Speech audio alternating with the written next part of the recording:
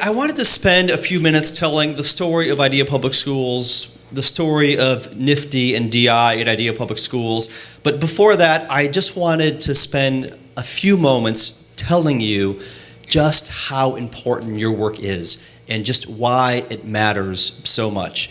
And it's so easy when we are in the hard work of teaching children how to read and write and mathematize. It's easy to forget sometimes why NIFTY is so important, why direct instruction is so vital. And this slide should send chills down the spine of anybody who cares about the future of the United States of America.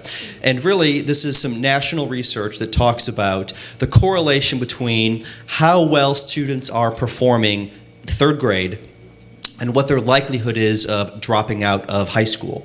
And as you can see, if you are a proficient reader by third grade, you have a 2% chance of dropping out of high school if you are a non-impoverished student. If you come from a family with poverty and you are reading on grade level by third grade, you only have a 9% chance or a 1 in 10 chance of dropping out. But if by third grade you're not reading on grade level, 1 in 4 of our low-income students will not make it to their graduation day, their senior year of their high school career. And in fact, an even greater percentage will not enroll in college, and an even greater percentage will not be able to complete college with their 4-year degree. This holds up across all different racial income levels. The data is very, very clear. When we do an amazing job teaching kinder and first and second grade students how to read and how to read on level, they have an advantage that serves them well and stays with them for their entire education career. And this is why the work of direct instruction, this is why your work as teachers and as assistant principals and people who support and coach teachers is so critical.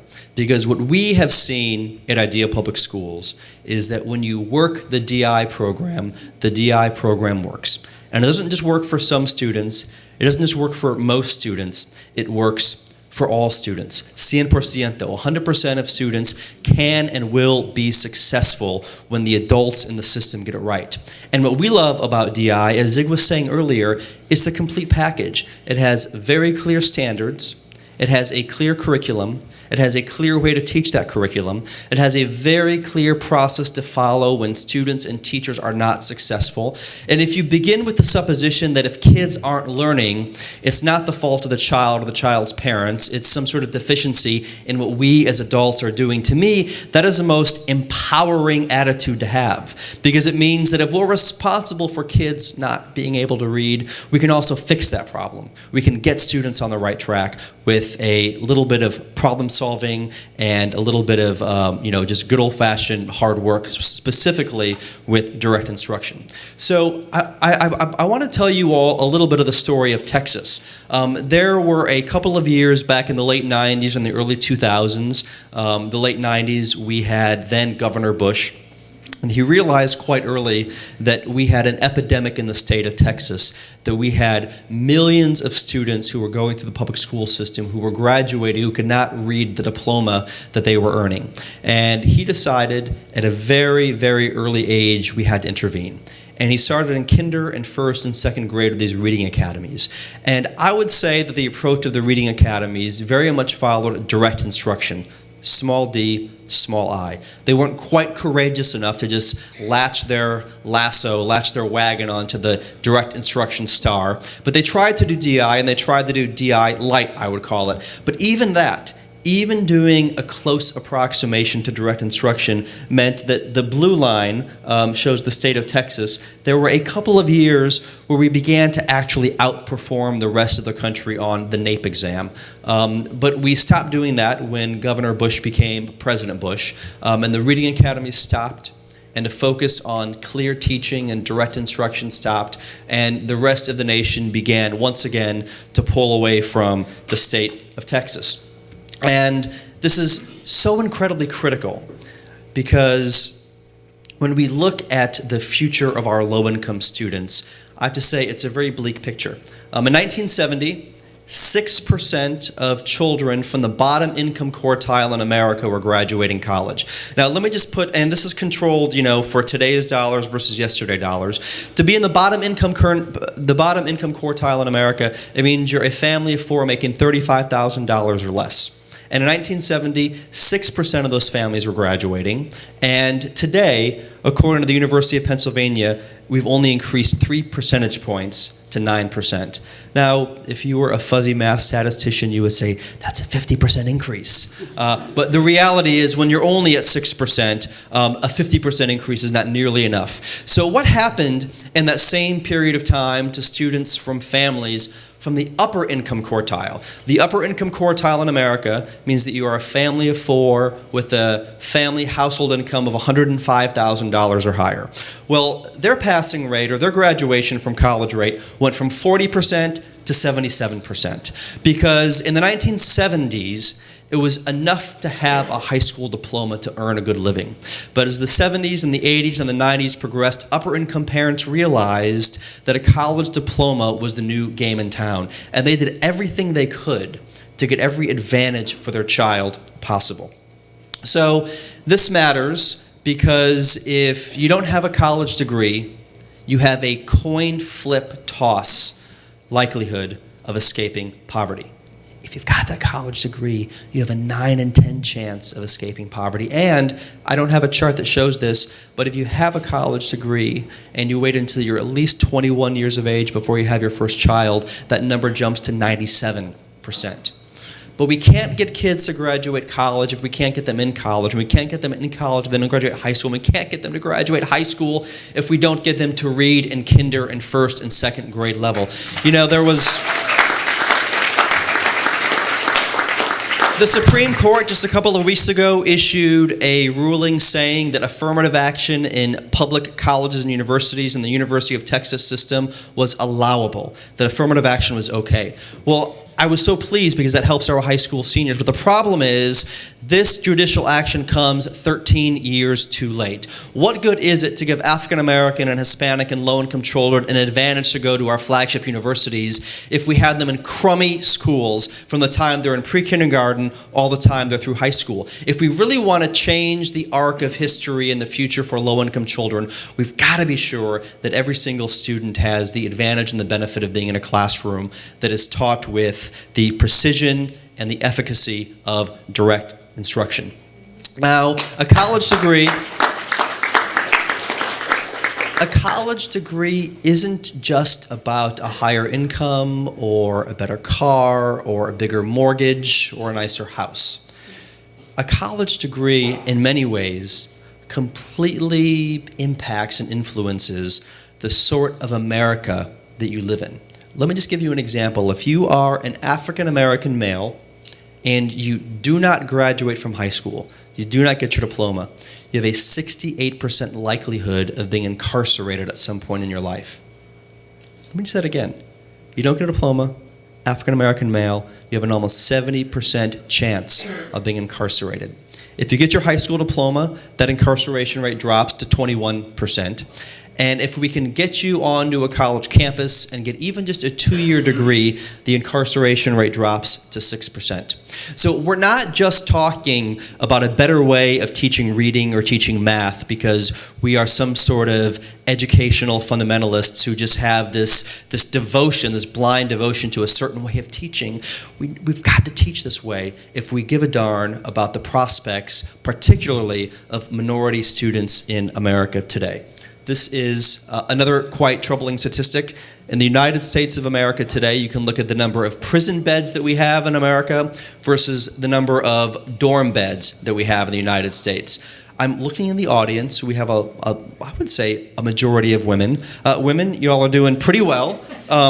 Way to go. 1.2 million dorm room beds today. Only a couple 100,000 young women are in prison. But if you look at African American and Hispanic students, adults actually, the numbers are shocking. You are 4 times more likely, if you're African American, to be in a prison right now than at a college university, and you are about 3 times as likely if you are Hispanic to be in a prison bed than in a dorm room today. And all of this goes back All of this goes back to the quality of education or the inequality of education that kids are getting at a very young age. But this is fixable.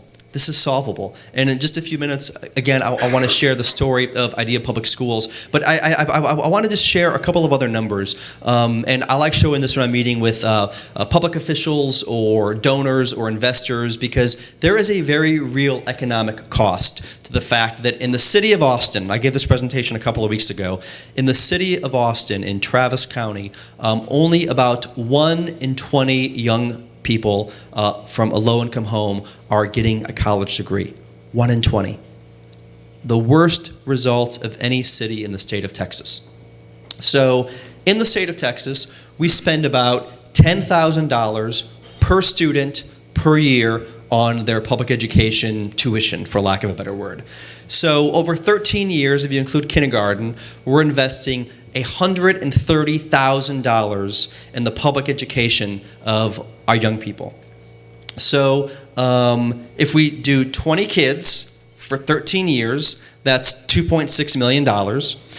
So think about it. If only 1 in 20 kids is graduating, that means it is costing us $2.6 million per kid to step foot onto the first day of the and I'm not even including tuition costs here for college. A $2.6 million investment. This is what we're paying for in the United States of America today. And I can't believe this because when you think about what this has caused, we are one of the most unequal nations on the planet in terms of income inequality. Mexico is last. We're third from last. Now, if this were any other industry, any other sector besides education in the United States of America today, these results would be unacceptable. So unacceptable that the institution, the sector, would be totally obliterated. I mean, think of a taxi ride. I was so frustrated today because I had to use, or yesterday rather, the oldest technology in the world for transportation. Well, not in the world, but in the modern world. I had to hail a taxi. Well, it is so miserable of an experience to hail a taxi that's been completely disrupted. In fact, the world's largest taxi company today owns no cars, and that is Uber. If you want to look at another example, General Motors, according to Fortune magazine, each employee of GM produces about $150,000 worth of cars.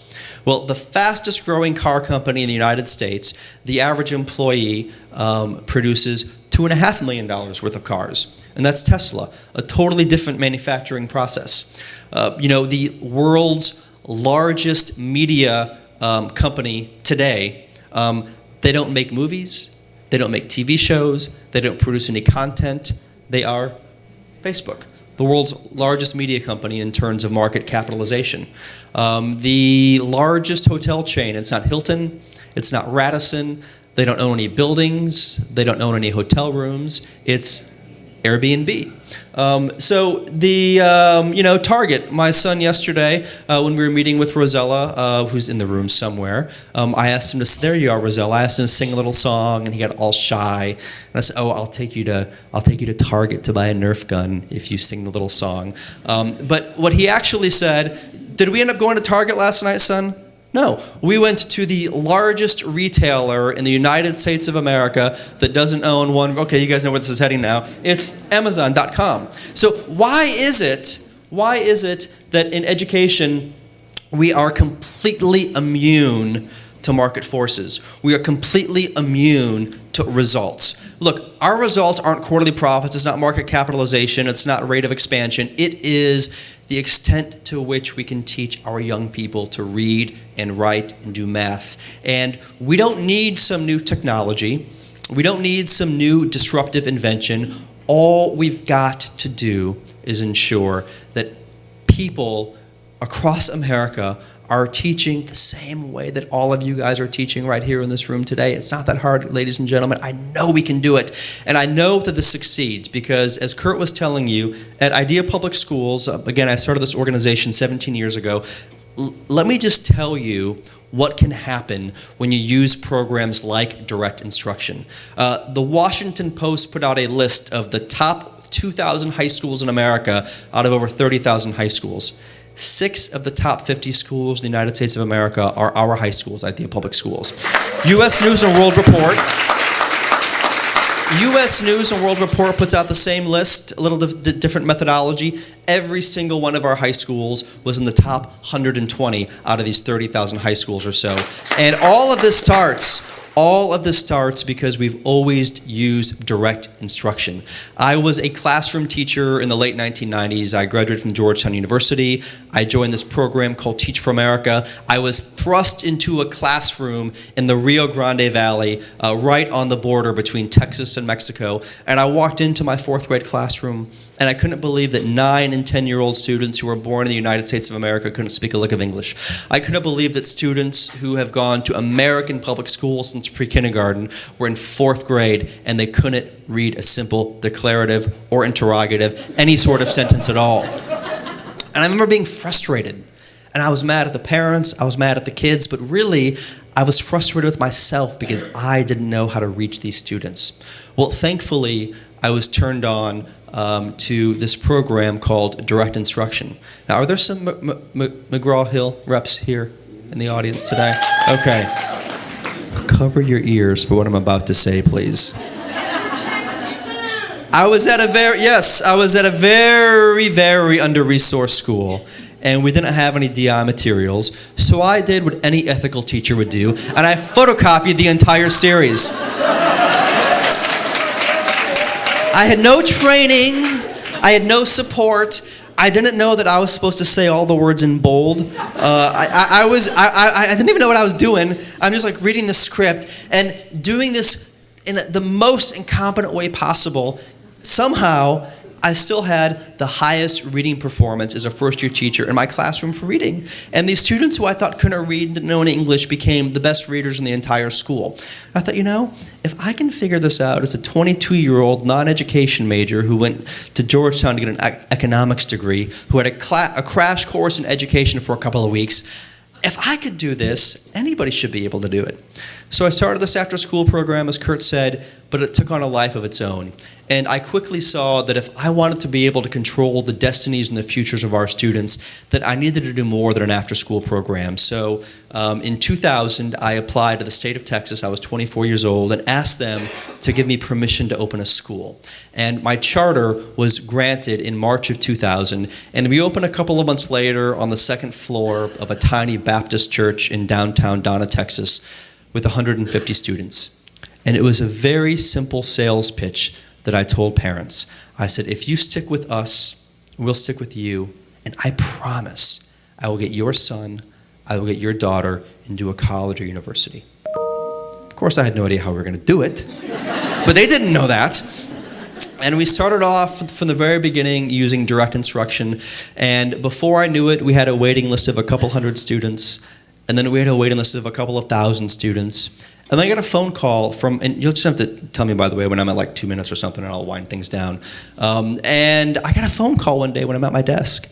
And my secretary said, Tom, we have Bill Gates on the phone. And I'm like, okay, this is one of those jokes, like, is your refrigerator running, go chase it or something. So I was like, all right, put him through. And I'm like, Bill, how's it going? I thought it was one of my buddies from Georgetown playing a joke on me. And in his very distinctive voice, he said, oh, it's fine. The weather's lovely up here in Seattle. He's like, I want to call you because my wife and I have decided that our foundation is going to begin supporting education.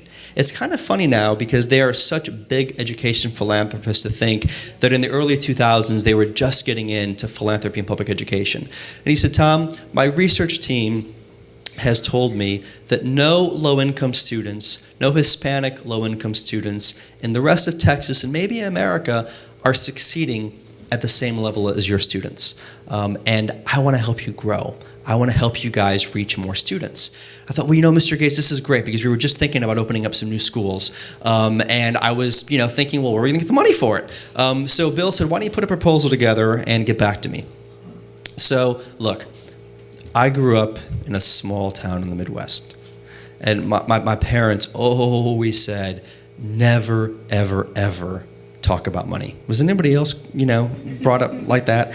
And then they said, and for God's sake, we will disown you if you ever ask anybody for money. It just wasn't done. You just don't talk about how much money you make, how much your house costs. I mean, believe me, in the Midwest, this whole Donald Trump phenomena of talking about wealth is like, it is deeply embarrassing if you're from the Midwest to hear somebody just bragging about that. So I'm thinking about all of this as I'm writing this proposal to Bill Gates. And, I'd never asked for money before. So we send off our request back to Seattle, and I think we asked for $200,000. And I got a phone call back from his people, and they said, Tom, we're not entertaining any sort of proposals under $1 million. So we're going to send a team of people down to South Texas, and we're going to help you put together a real business plan. So sure enough, all these Harvard MBAs came down, and they toured our schools, and they helped us put a plan together. And it turns out I didn't need $200,000, but to reach our growth plans of 20 schools by 2012, we needed about $30 million. And thanks to Bill Gates and a number of his colleagues in the philanthropy space, we raised half of that money in the first 6 months. And we quickly grew from 1 school to 6 schools to 12 schools. But as we were growing all those schools across the Rio Grande Valley, our results were suffering. The same results that I had gotten as a classroom teacher, that my school got when I was a principal, we weren't able to replicate. And as I was walking through classrooms, I realized we stopped doing the things that made us great. We stopped implementing direct instruction with fidelity. We stopped using the corrective reading and the corrective math programs with 5th and 6th and 7th graders who were struggling. We stopped using DICE as a program for middle school students who came to us not speaking any English at all. And when you stop doing the things that make you great, you stop being great. So in a moment of panic, desperation, worry, I somehow found the phone number for Kurt Engelman. I said, Kurt, you've got to help us. We've got big plans and we have big dreams for our schools, but we can't get there if we can't teach our students to read. And we can't teach our students to read unless we do a better job of training our people.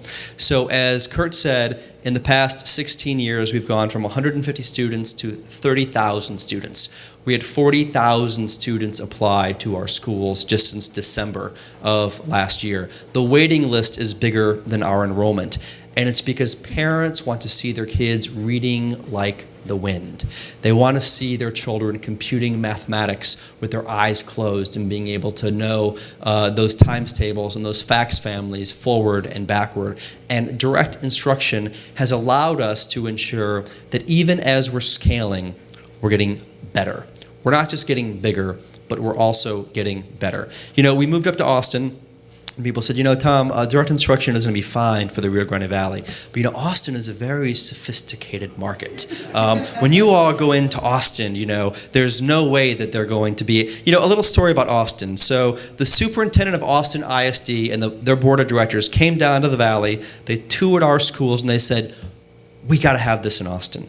And they were in our kinder and our first and our second grade classrooms, and they were seeing direct instruction, and they were seeing these kids read so beautifully. And I said, all right, let's do it. So we opened up our school in Austin as a partnership with Austin ISD. But a couple of months before the school year opened, the superintendent said, Tom, you're a charter school, and I didn't know this, but teachers' unions hate charter schools, and there's almost as much as they hate DI, and there's a little bit of a ruckus going on in the city of Austin. Can we just kind of come up and talk about idea and the results and just get everybody a little bit excited about what you guys are doing? I said, sure. So I fly up to Austin, and I'm in my taxi cab. It's before Uber existed, just 4 years ago, and I show up to this middle school, and I'm not making this up. I get to this middle school, and I was reminded why I love Austin. It's this little progressive city in this very conservative state. And I get there, and there's protesters. There's picketers. And I literally remember thinking, I wonder what they're protesting. So I jump out of the car. I said, hey, I like a protest as much as the next guy. What's going on? What are you guys protesting? They said, there's some private corporation coming to take over our schools. I said, oh my God, that's horrible. And I'm thinking, do I want to partner with a district that's having a private corporation take over their schools? And they said, yeah, there's CEOs coming up from the Rio Grande Valley. We're here to protest them. I was like, oh my God, what have we gotten ourselves into? Well, We opened up our school in Austin under quite a bit of protest, and in fact, a couple of months into the school year, every board member who had voted to bring IDEA on, who was up for election, lost their bid for election as the teachers' unions backed candidates who ran on the platform of getting IDEA Public Schools out of Austin. So the very first act that new board took was to cancel our contract in November. We had until the end of the school year. Obviously, they weren't going to kick us out mid-year. And at the end of the year, our school was the highest performing school in the city of Austin. And we didn't pack up and we didn't leave. And we didn't find a program more suitable for the sophisticated tastes of Austin parents. Right now, our Austin region has 6 schools and over 2,500 students on a waiting list to get in because they want their kids in DI schools. You know, the same year we opened up in San Antonio, it was a slightly different, 3 minutes, I got it. It was a slightly different story. And, this guy David gives me a call and he said, Tom, I want you to take over my private school and turn it into a charter school. I said, David, I'm sure you got a wonderful school, but look, I got my own thing going on. He's like, please, come on up. I was like, fine. So I come up to Austin, to San Antonio rather, and I walk up to this beautiful campus, glass and steel. It was so pretty. And who was waiting for me on the front steps of that school but 7'2" David Robinson, who I was talking to on the phone, the San Antonio Spurs legend. I was like, David, I'm so glad to be here. I love converting private schools to charter schools. So with David's help, implementing direct instruction in all of our elementary schools, we converted his private school to our first school in San Antonio. We now have 14 schools in San Antonio, and we are continuing to grow. And again, the waiting list of our San Antonio schools now is over 6,000 students, and people are dying to get their kids in because they want their children to learn how to read, and they know that we're the only game in town in terms of direct instruction, and that is what is driving demand. So all of our results, Kurt mentioned it, for 10 years in a row now, we've had 100% of our students apply to college.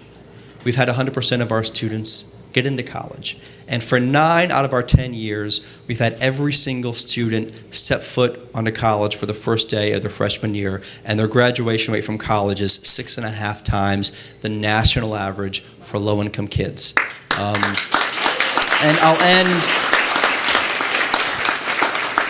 I'll end with a story that I think is representative of the sort of student who goes to IDEA Public Schools. 94% of our students are Latino. 89% of our students come from low-income homes.